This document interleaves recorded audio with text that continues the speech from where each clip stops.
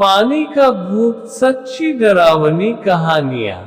हमारे गांव से लगभग आधा किलोमीटर पर एक बहुत बड़ा बगीचा है जिसको हमारे गांव वाले बड़की बारी नाम से पुकारते हैं। ये लगभग 12-15 एकड़ में फैला हुआ है। इस बगीचे में आम और महुआ के पेड़ों की अधिकता है।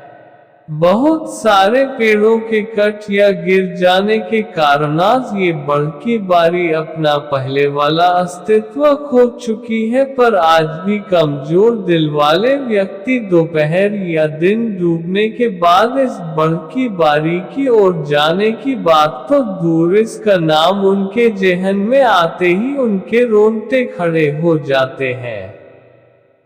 आखिर क्यों? उस बड़की बारी में ऐसा क्या है? जी हाँ, तो आज से 30-32 साल पहले यह बड़की बारी बहुत ही घनी और भयावह हुआ करती थी।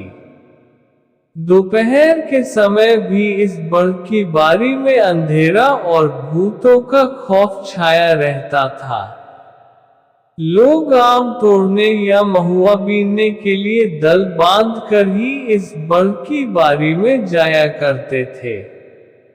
हाँ, इक्के दुक्के हिम्मती लोग जिन्हें हनुमान जी पर पूरा भरोसा हुआ करता था, वे कभी कभी अकेले भी जाते थे। कुछ लोगों का तो ये भी कहना है कि रात को भूत प्रेतों को यहाँ चिक्का कबड्डी खेलते हुए देखा जा सकता था। अगर कोई व्यक्ति भूला भटक कर इस बारी के आसपास भी पहुंच गया तो ये भूत उसे भी पकड़कर अपने साथ खेलने के लिए मजबूर करते थे और नानुकुर करने पर जमकर धुनाई भी कर देते थे। और उस व्यक्ति को तब छोड़ते थे जब वह कबूल करता था कि वह भांग गांजा आदि उन लोगों को भेंट करेगा। तो आइए उस बगीचे की एक सच्ची घटना सुनाकर अपने रोंगटे खड़े कर लेता हूँ। उस बगीचे में मेरे भी बहुत सारे पेड़ हुआ करते थे। एक बार हमारे दादाजी ने आम के मौसम में आमों की रखवाली का जिम्मा गांव के ही एक व्यक्ति को दे दी थी। लेकिन कहीं से दादाजी को पता चला कि वह रखवाली रात को 1-2 लोगों के साथ मिलकर आम तोड़ लेता है।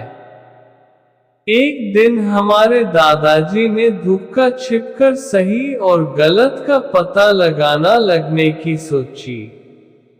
रात को खा पीकर एक लऊर लाठी और बैटरी टार्च लेकर हमारे दादाजी उस भयानक और भूतों के साम्राज्य वाले बारी में पहुंचे। उनको कोन्हवा कोने वाला पेड़ के नीचे एक व्यक्ति दिखाई दिया। दादाजी को लगा कि यही वह व्यक्ति है जो आम तोड़ लेता है। दादाजी ने आप देखा न ताव और उस व्यक्ति को पकड़ने के लिए लगे दौड़ने। वह व्यक्ति लगा भागने। दादाजी उससे दौड़ा रहे थे और चिल्ला रहे थे कि आज तुमको पकड़कर ही रहूंगा। भाग देखता हूं कि कितना भागता है। अचानक वह व्यक्ति उस बारी में ही स्थित एक बर के पेड़ के पास पहुंचकर भयंकर और विकराल रूप में आ गया। उसके अगल बगल में आग उठने लगी। अब तो हमारे दादाजी को ठकुआ मार गया, काठ हो गए और बुद्धि ने काम करना बंद कर दिया। उनका शरीर कांपने लगा, रोए खड़े हो गए और वे एकदम अवाक हो गए। अब उनकी हिम्मत जवाब देते जा रही थी और उनके पैर ना आगे जा रहे थे ना पीछे। लगभग 2-3 मिनट तक बेसुध खड़ा रहने के बाद थोड़ी सी हिम्मत करके हनुमान चालीसा का पाठ करते हुए वे धीरे धीरे पीछे हटने लगे। जब वे घर पहुंचे तो उनके शरीर से आग निकल रही थी। वे बहुत ही सहमे हुए थे। 3-4 दिन बिस्तर पर पड़े रहे, तब जाकर उनको आराम हुआ।